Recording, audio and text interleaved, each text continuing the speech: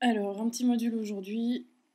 Ouh, c'est tout petit. Alors, concrètement, pour vous montrer ce que j'ai à faire, je vais vous montrer. Voilà, j'ai reçu un mail. Je vais rouvrir devant vous de ce monsieur. Donc, c'est une newsletter qui me dit bonjour, de nouveaux contenus sont en ligne, leçon 6 à 7, et par ailleurs, nous avons changé de logo. Alors, pourquoi ça m'intéresse, c'est qu'en fait, ces gens.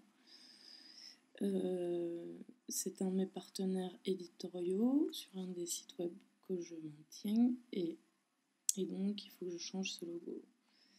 Donc pour ça, je vais d'abord le charger sur mon disque dur.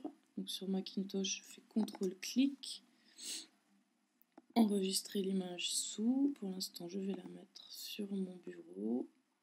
Logo petit.png.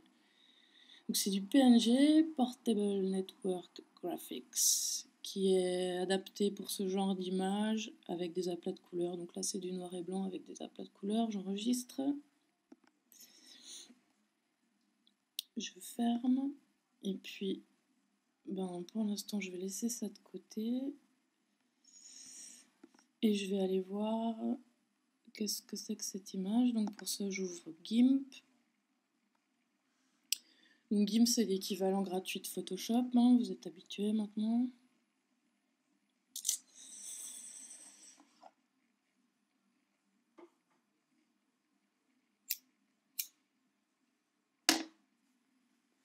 Donc voilà, GIMP, je vais aller chercher votre image, fichier, ouvrir, donc je l'avais mise sur mon bureau, elle s'appelle logopetit.png, je l'ouvre, et je vais voir sa taille déjà.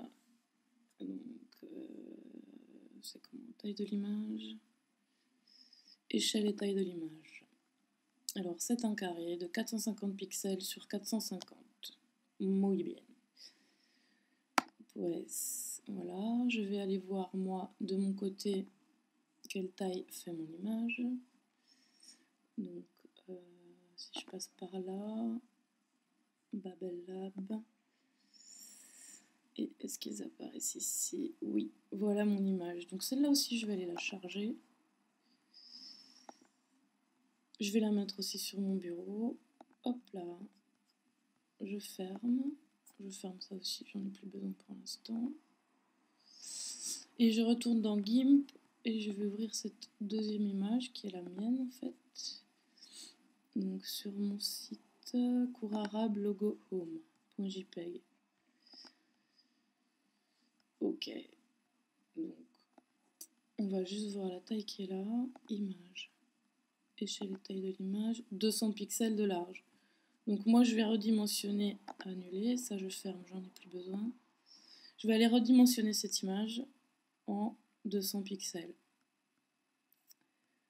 de large et de hauteur puisque c'est un carré. Désormais le logo est carré. Donc échelle et taille de l'image. Je laisse cette petite chaîne active qui me permet de conserver les proportions de mon image. Donc je veux que ça reste un carré, mais je veux qu'il fasse désormais 200 pixels. Alors normalement si je clique, non. Échelle, oui, voilà, il l'a fait. Je vérifie quand même. Échelle et taille de l'image, 200 pixels par 200 pixels. Hop. Et ensuite je vais l'enregistrer. Je fais plutôt enregistrer sous. Et puis je vais la mettre dans mon site web. Donc là, home. Donc c'est dans un sous-domaine qui s'appelle Babel. Image. Et où est-ce qu'elle était? On va peut-être la ranger là où il faut cette fois. Buttons, maybe. Oui. Cours arabe, logo home. Je vais la nommer logo. Ouais, je vais nommer cours arabe. Logo home.png. Et j'enregistre. Je vais mettre un niveau de compression de 6. Enregistré. Et je ferme The GIMP. Et puis dans un deuxième module, je vous montrerai comment on va intégrer cette image dans le site web et comment on va ensuite mettre à jour la page web avec le nouveau logo. À tout à l'heure.